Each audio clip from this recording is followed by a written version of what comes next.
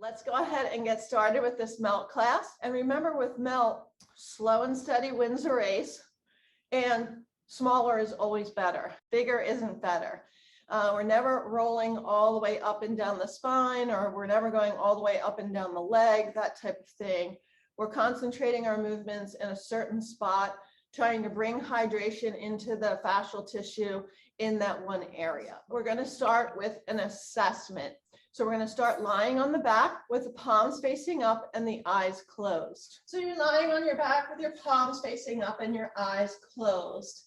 And we're just going to kind of wiggle the hips around a little bit, wiggle the ribs, and then turn the head left and right a couple times, and then settle in here. And notice what parts of your body are touching the floor and what parts aren't. So the back of your head, ideally, is touching the floor. Your rib cage, and the back of your pelvis are touching the floor.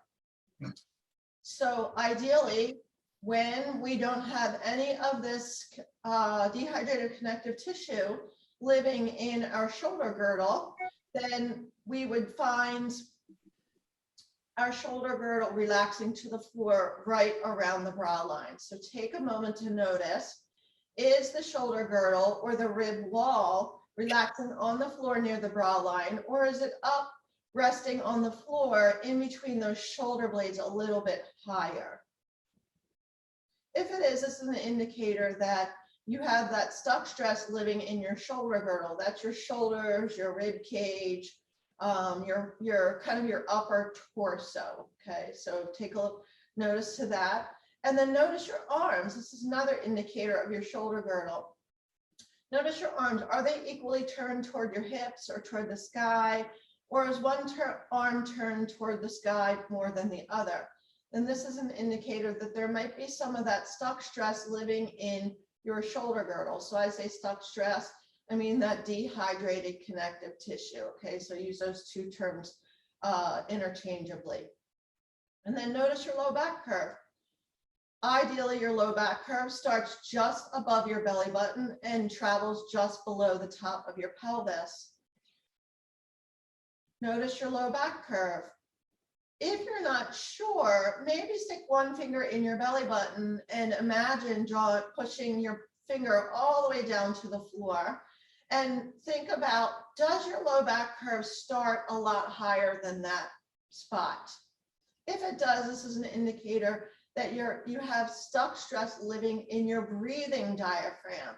That is that dome-shaped muscle that lives up inside your rib cage. It connects around 365 degrees. And when you breathe in, it presses down, it flattens and presses down into your internal organs. And when you breathe out, it domes back up inside your rib cage. So it does that every time you breathe in and out automatically. If it's stuck anywhere around that 360-degree span from your spine all the way to the front of your torso, then that will cause the low back curve to be unusually long. Okay, so notice that. And the next area where that stuck stress or dehydrated connective tissue likes to live is in your pelvis. Notice here, are you feeling your bum cheeks equally weighted on the floor, like fluffy pillows on the floor on the left and right? Or are you feeling tailbone or sacrum or some bone in the back of your pelvis heavier on the mat than your bum cheeks? If you are, then that's an indicator that you have this dehydrated connective tissue living in your pelvis. This can cause your pelvis to be naturally in the wrong position when you're not thinking about it. And that can cause low back pain. It can cause knee issues. It can cause balance issues. Just kind of notice where your pelvis is resting on the floor. Are you feeling those bum cheeks nice and fluffy on the floor? Or are you feeling tailbone or sacrum, that flat bone in the back of your pelvis, heavier on the floor than your bum cheeks? And are they evenly weighted left and right? Lastly, divide yourself into a left and right half and notice, is one side of your body equally weighted to the floor as the other? Now, if you're feeling one side of your body weighted to the floor more than the other, that's pressing into the floor more, or the other side feels further away from the floor, even if it's just a tiny bit, then this is an indicator that your nervous system is out of balance. Your nervous system is having trouble finding your center of gravity, which is in your center, right in your pelvis. Just kind of notice that.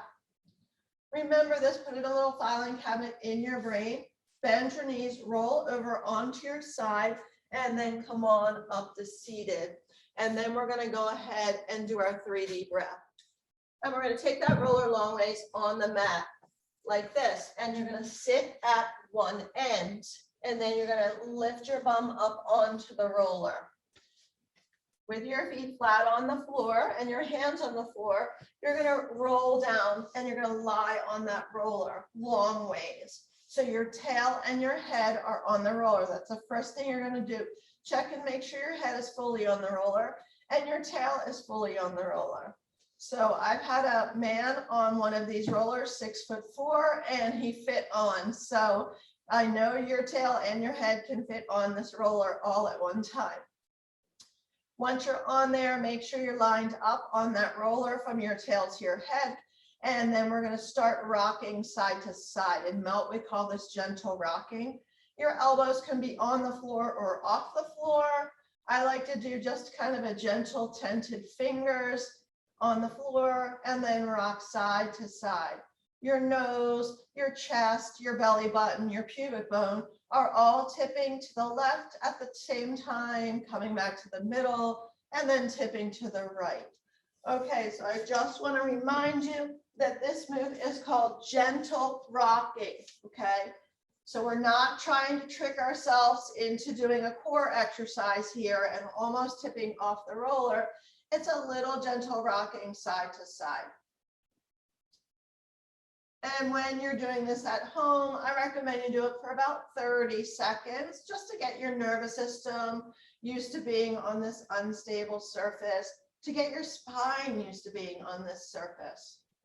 Come back to the middle, make sure you're fully lined up on that roller from your pubic bone to your head. And then we're going to do a little tuck and tilt. So we're going to reconnect to that center of gravity. Bring your hands onto the hip points on the front of the pelvis. Let your elbows relax onto the floor. Now, if this is too much for your shoulders, you can take a couple yoga blocks or a couple pillows, place them underneath your elbows so they don't hang down so much. That's much more gentle on the shoulder. And then we're going to do a little tuck and tilt. So right now you have your neutral low back curve. You're going to take a breath in, and then you're going to breathe out. Draw your belly in and up, and then tuck your pelvis, bringing your low back onto the mat, onto the roller. Now, when you tuck, you're using your core. You're not using your feet. You're not squeezing your glutes. So your glutes are nice and floppy here. And then you're going to inhale back to your neutral spine.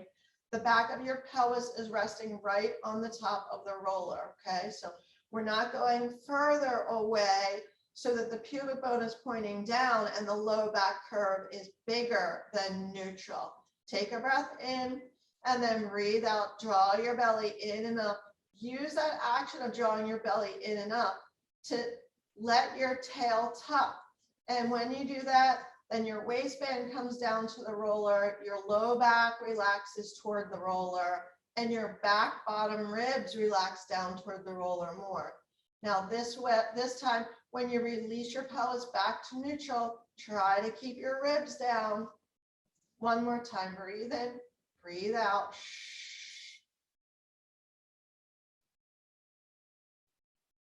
And then inhale back to your neutral. This time we're going to place one hand on the chest, one hand on the belly for our 3D breath breakdown. Take a breath in, and as you do, think about your chest and your belly moving up toward your hands. And then breathe out a normal exhale breath. Now, when your chest and your belly move toward your hands, make sure you're keeping your back ribs in contact with the roller, your pelvis in contact with the roller. Breathe in. Breathe out. One more time, breathe in. and breathe out. This time, bring your hands onto your side ribs with your fingertips pointing in. If it's available to you, wrap your thumbs around the back ribs pointing in toward the roller. If it's not, the thumbs can be with the fingers. This time you're going to think about breathing your ribs out to the sides toward your hands. Breathe in so the ribs get wider left and right, and breathe out. We do that 2 more times. Remember, the ribs stay on the roller, the pelvis stays still on the roller. Breathe in. So we're just emphasizing the ribs and the torso moving out to the sides, and then breathe out. Relax your neck. You're looking straight up at the sky. 1 more time. Breathe in and breathe out. This time we're going to bring one hand up near your collarbones and the other hand down near your pubic bone, below your belly button, below your waistband. And then we're going to think about breathing length into the spine. So we're going to take a breath in, and as you do, think about your belly expanding right near your bottom ribs, and that expansion goes all the way down toward your hands. At the same time, your ribs are expanding because you're breathing into those lungs. Breathe in. Relax your low belly. Let your sitting bones relax away from each other. Let your legs relax in the hip joint, and then breathe out. As you breathe out, your sitting bones draw back toward each other. Your belly naturally draws in and up. 2 more times with the length. Breathe in. Breathe out. Now, if you feel yourself wobbling on the roller, that's okay. Your nervous system is awake now. It's keeping you on top of this roller, even though you're wobbling. 1 more time. Breathe in. And breathe out. Try not to grip with your feet. Try not to grip with your glutes. And then we're going to make a diamond shape with the fingers, the index fingers and the thumbs, and then make a frame around your belly button. And we're going to think about breathing in all 3 of those directions in 1 breath. So breathing up toward your hands, out to the sides, and then long ways. That breathing diaphragm flattens out and presses down into your internal organs, making your whole torso expand in 3 directions. Breathe in. Open your mouth and say, shh. And notice your core cylinder hug around your middle, 360 degrees.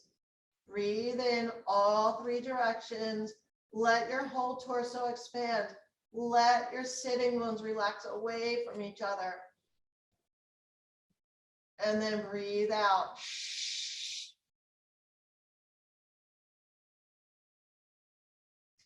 This time we're going to say ha when we breathe out. So breathe in all 3 directions.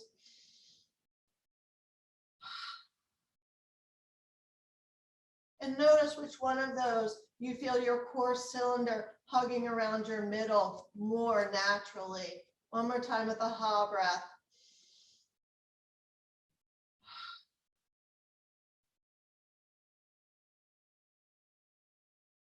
Take 1 breath in and 1 breath out.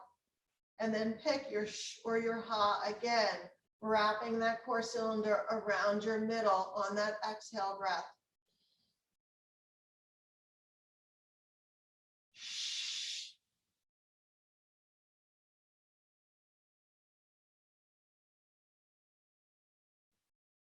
Take 1 breath in, 1 breath out, natural breath. And then this time we're going to set just a normal exhale breath when we exhale, trying to recreate that core cylinder hugging around the middle without saying sh or ha. Breathe in.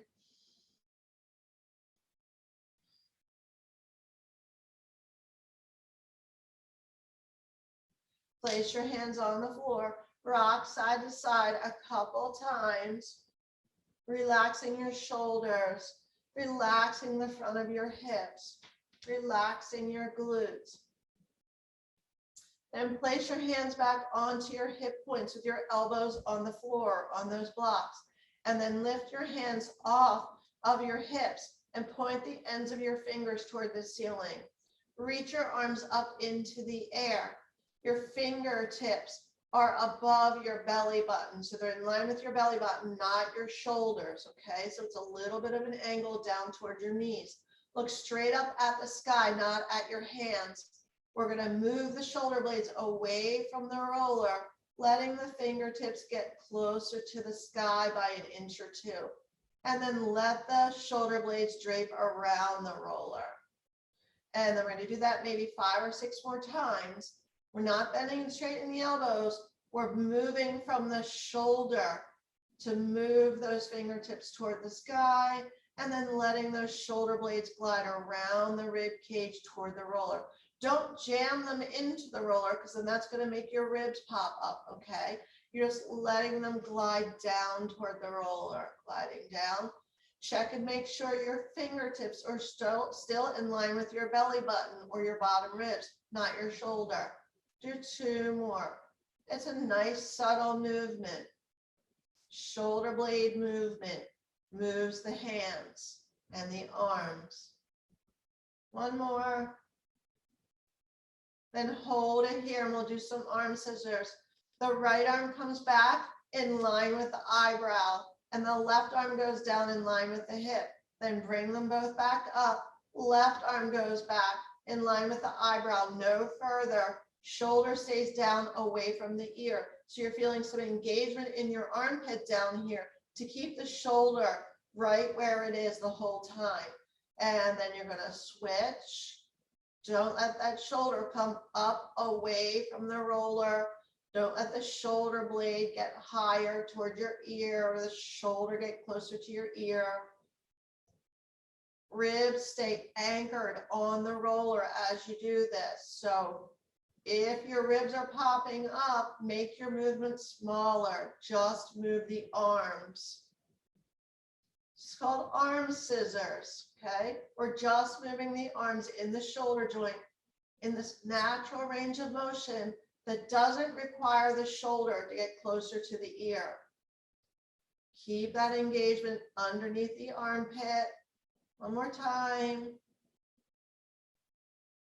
And then bring those arms back up in line with your bottom ribs or your belly button. And then try that shoulder blade glide again and notice, do those blades glide a little more freely? Are you feeling less grinding or popping, clicking, or cracking as you do this? Remember, don't jam the blades around the roller because then that's going to cause your ribs to pop up. We want those ribs to relax down on the roller. Gently gliding those blades on the rib cage. And then place your hands down, rock side to side a couple more times. Here's the last thing we're going to do on the roller. Place your hands behind your head, elbows angled toward where the ceiling and the wall meet. Take a breath in, breathe out, press your back ribs down, and then lift your upper shoulders and your head off the mat. I'm not looking toward my legs. I'm looking up at the sky toward where the ceiling and the wall meet. Breathe in here, breathe out, lift up a little higher, pressing your back ribs down more, drawing your belly in more, and then lower back down. We're gonna do that 2 more times. Elbows angled toward where the ceiling and the wall meet. All right, we're gonna inhale, exhale, press the back ribs down toward the roller as you lift your shoulders and your head up. Rest your head in your hands and then lift your chest a little higher, pressing your back ribs down, drawing your belly in more, lower down. Reset 1 more time. Press the back ribs down, lift head and shoulders up. Relax your head in your hands and then lift that chest a little higher. I'm not looking toward my knees. I can see my knees in my periphery, but I'm not looking at them. And then lower down. Relax your arms by your side, rock side to side a couple more times. Lengthen one leg, gently spill off the roller to that side, and then come on off the roller. Move it out of the way, lying on your back with your palms facing up and your eyes closed. And notice your rib wall, your pelvis, your low back curve, okay? Those three areas we talked about before. Are you feeling your rib wall relaxing on the floor, closer to the bra line now? So this would be more ideal. Remember, we're looking for that rib wall to be the heaviest on the floor, right near the bra line. Notice your arms, so they feel a little more evenly turned toward the ceiling or toward your hips. That would be a plus as well. Notice your low back curve. Does it feel like a more distinct low back curve between your belly button and the top of your pelvis? You can touch your finger in your belly button. Imagine drawing a line to the floor. And if that helps you figure that out. Is your low back curve a little more distinct? Your ribs are relaxed down more. That would be an indicator that we got that breathing diaphragm unstuck in that rib cage so it can move more freely as you breathe in and out some 20,000+ times a day without thinking about it. That's going to allow your nervous system to relax a little bit more too. All right, now check out that low back curve. Check out the back of the pelvis. Are your bum cheeks a little more evenly weighted on the floor? You're feeling less tailbone or sacrum. That would be more ideal. Remember, Rome wasn't built in a day, so we aren't going to fix everything in 15 minutes. Go ahead and notice those thighs. Maybe wiggle your bum a little bit. Do they feel like they're a little closer to the floor? That would be more ideal as well. Those thigh bones ideally set in that hip joint, and the back of the thigh ideally is touching the floor. It's okay if your thighs aren't touching the floor right now. I think I melted for a whole year before I noticed my thighs on the floor, okay? So just don't beat yourself up about that. Lastly, divide yourself into a left and right hip and notice, are you feeling your body more evenly weighted left and right on the floor? That would be an indicator that you helped your nervous system locate that center of gravity, which is in your pelvis. Take a big breath in and breathe out. All right, then we're going to take that roller crossways underneath the leg to do a little hamstring. Now you can stick with that assessment, or if you tend to be really tight in the back of the legs, you can come up to seated and do a little spine stretch forward and notice your range of motion, and then come back up. And then one more time, spine stretch forward. Notice where your stiffness is. Is it all in your hamstrings or your calves? Is it pulling in your low back? If it's all in, if you're only noticing it in one spot, that's not really ideal, okay? So we want that Acela Express from here to New York City, okay? Which means that your communication is going all the way from your feet to your brain and all the way from your brain to your feet without having to stop. And when you have that stuck area, it gets stuck there and then it has to reroute around it, okay? So just kind of notice, where is that pull? And that's why we're looking for that even pull in the whole back line of the body instead of one spot. All right, come back onto your mat if you're doing that assessment, and then you're going to take the roller crossways on your mat underneath your legs, and then you're going to straighten your legs. Now, if your mat is not slippery, you don't have socks on, you can fold up the end of your mat so your feet are on the floor instead of the mat. I'm going to bring this roller up as high as I can without making my low back curve bigger. If you have that roller up really high and it's making your low back curve bigger and your ribs lift up, then move it down a little bit. You want to have those ribs relaxing on the floor. All right, and then we're going to turn the toes out, drag the legs out, and turn the toes and drag the legs in. So this is a dragging movement. And what we're doing is we're dragging that hamstring flesh, that superficial hamstring flesh on the roller. This dragging motion is really nice for that fascial tissue. It likes that kind of friction, and that causes the tissue to absorb more fluid, and then the tissue can move on, the layers can move on each other more freely. The other thing the fluid does is that it helps the tissue organize itself so that it moves more freely. All right, now this is a pretty passive move. So if you were just doing the back of the legs, you could do this for a minute or so. You could do it 6 or 8 times, and that's it. You don't need to do it for a long time. Just make sure you're dragging that hamstring. Sometimes I like to do one leg and then relax that leg and do the other leg. You can do that, or you can do both at the same time. Then we're going to stop, and we're just going to relax those thighs onto the roller. Take a breath in and breathe out. Relax your ribs down. The back of the pelvis is flat on the mat, and your hamstrings, your whole leg, your thigh bone is just relaxing down into the mat. There's no muscular effort there. Then we're going to push that roller down just above the knee. If you can't reach with your hands, you can bend one leg and push it down with your foot. It's right above the back of my knee. And then I'm going to do the same movement here. Turn out, turn in, drag in. So when I drag my legs out, the flesh in the back of my thigh gets dragged in, and vice versa.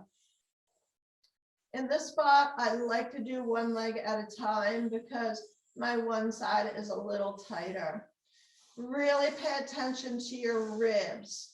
There's a tendency to pop the ribs here in this position. So really pay attention to those ribs. We don't want to train them to pop when we lay down. If you were doing one leg at a time, then switch to the other leg. And you'll notice that pulling, this dragging motion might cause some pulling up higher in the back of your leg. That's fine. This is the spot that's really great for bringing hydration into the knee. And then relax, take a breath in, relax those ribs down, relax that chest down. Breathe out, let your legs just sink into the roller. Bend one leg, put your foot on the roller and move it down just below your knee so you're up nice and high on that calf. And in this position, we're going to bend and straighten. So look at how small my movement is here. I'm not trying to drag the roller up and down my whole calf.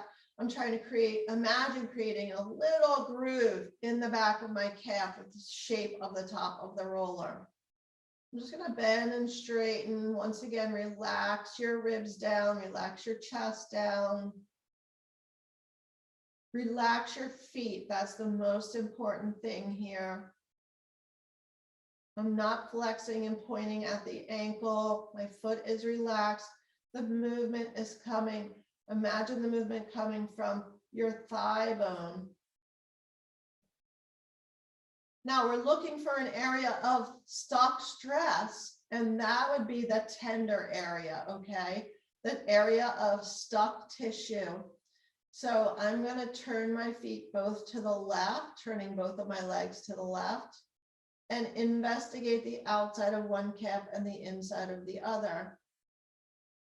Looking for that area of tenderness. I'm going to go back to the middle, and I'm going to look to the other side. So it's an investigation here.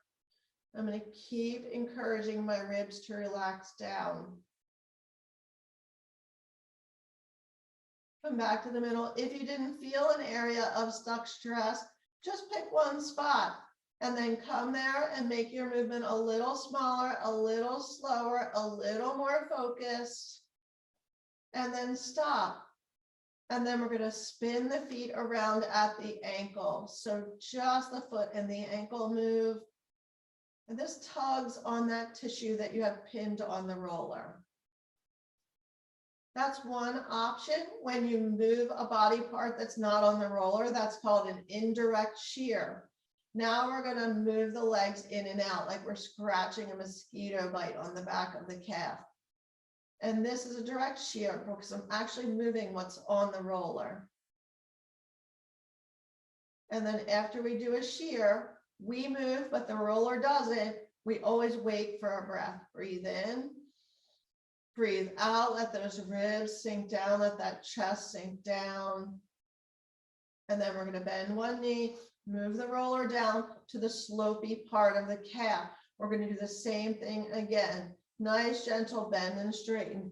I'm not trying to touch my heel onto the floor. I'm trying to relax my leg as much as possible and imagine making that little groove in your calf. Relax your chest, your ribs, your pelvis onto the floor. So you're not exaggerating that low back curve that we just fixed. Once again, you can turn one way, investigate, looking for that tender spot. Turn the other way. Well, I found the tender spot over here, so we're going to go back to the first direction. And then once you found your tender spot, you're going to go right next to it, not on it.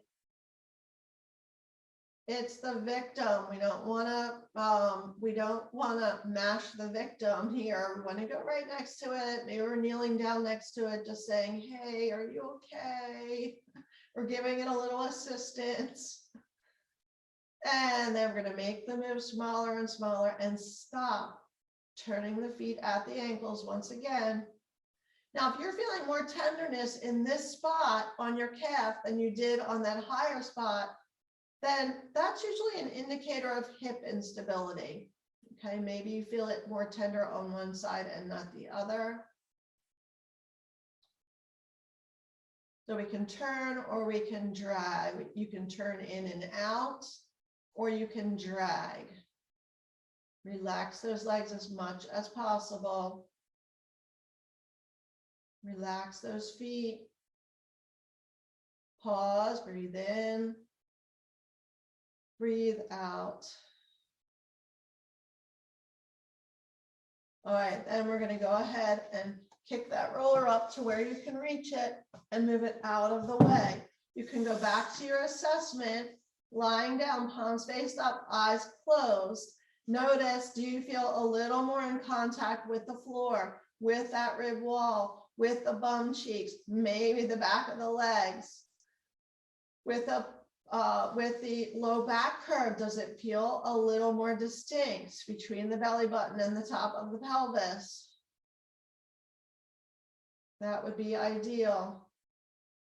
If you did the spine stretch forward before, roll on up carefully, slowly, make sure you don't get dizzy, and then do your spine stretch forward again, rounding forward and then coming back up. Notice, do you have more range of motion, maybe even a little bit, and then round forward again. Notice, are you feeling more even pull in the whole back of the leg?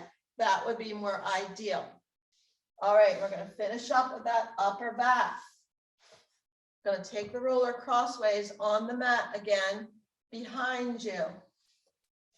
And then you're going to lie down on the roller and put the hands behind the head, elbows angled toward where the ceiling and the wall meet.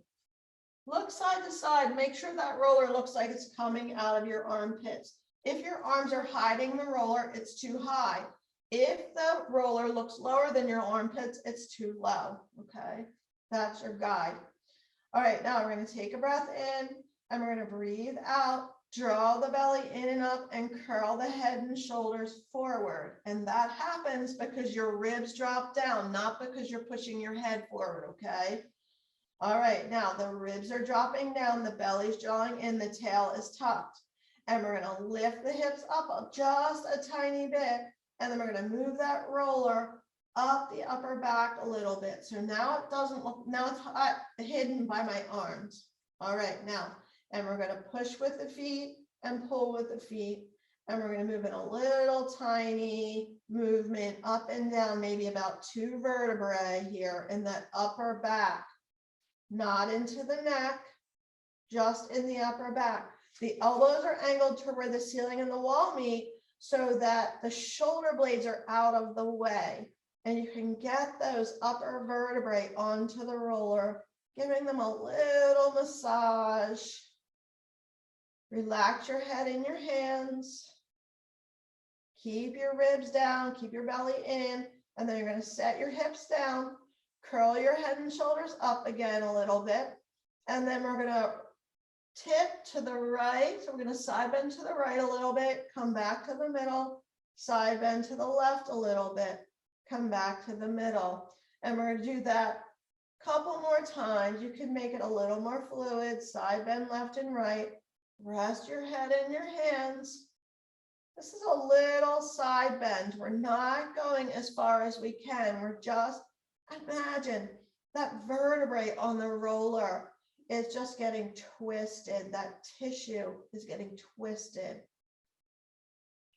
A little twist. Come back to the middle. Wait, breathe in and breathe out. Now you can come on up and reposition. Usually when I do that, I move toward the back of my mat. This time the roller is going to be right around the bra line. Okay, your head is resting in your hands. You're going to curl head and shoulders up. Remember, you're not pushing your head forward. Your ribs are dropping down. Your upper spine is rounding to curl up a little bit. And then we're going to tuck the tail, lift the hips a little bit. And then we're going to move up and down right around the bra line. Don't go below it, just up and down right around it. Couple vertebrae here. Elbows are angled toward where the ceiling and the wall meet. And imagine those vertebrae getting a little massage. Just around. You're almost on the top of the roller, but you're not quite on the top of the roller. You're kind of on the angle toward the floor. Closer to your ribs, not that way, this way. Okay. One or two more times. This is my really stiff area. Come on back down, set your hips down. Exhale, breath. Shh, close your ribs down toward the floor. And then we're going to do our little tipping side to side. If you're moving so big that your hips are moving with your rib cage, then you're moving too big, okay? So a little tiny tip to one side and then the other. I like to imagine you have a really full teapot and you don't want to tip it too far or the lid's going to come off and the water's going to spill all over your table. Come back to the middle, relax and wait. Now we're going to do a little rinsing of that upper back, okay? So we're going to come back down onto the roller, bring it up to where it looks like it's coming out of the armpits, elbows angled toward where the ceiling and the wall meet. Curl head and shoulders up, draw your belly in, tuck your tail, and then lift it up. And then remove the roller up a little bit. And then nice and slowly, like a steamroller, we're going to move it down to the bra line. And then a little more quickly, we're going to move it up. And then nice and slowly down. And then up. And as you go down the spine, imagine the back of your head, the back of your shoulders, your upper back kind of gliding up a sliding board behind you. One more time.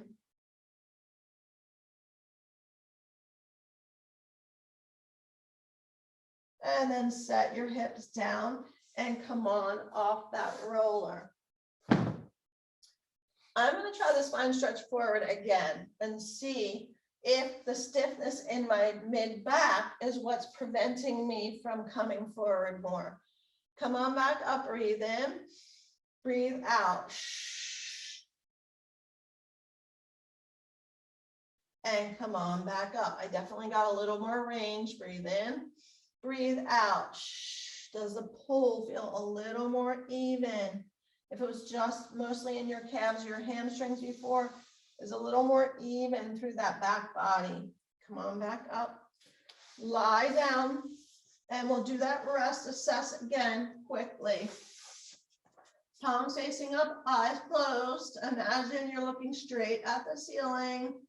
Just wiggle around a little bit, get yourself situated. And then we're going to notice that rib wall. Are you noticing that rib wall is anchored to the floor a little more around the bra line, a little less between the shoulder blades? Notice the low back curve. Is the low back curve a little more distinct between the belly button and the top of the pelvis? Notice the bum cheeks. Are you noticing those bum cheeks a little more evenly weighted, a little fluffier on the floor than before? Less tailbone or sacrum, more bum cheeks. Whether your bum a little bit, so my back of my thighs do not feel like they're touching the ground here. It's okay, I'm fine with that. But I do feel my bum cheeks a little more fluffy on the floor, less tailbone, less sacrum. So I'm good with that. Divide yourself into a left and right half. Notice, are you feeling a little more evenly weighted left and right? Take a big breath in and breathe out. Bend your knees, place your feet flat, and then roll over onto your side. Pause there for a moment, and then come up to seated. That's your sequence for today. I hope you enjoyed it, and I hope you noticed yourself kind of relaxing into the floor in those ideal places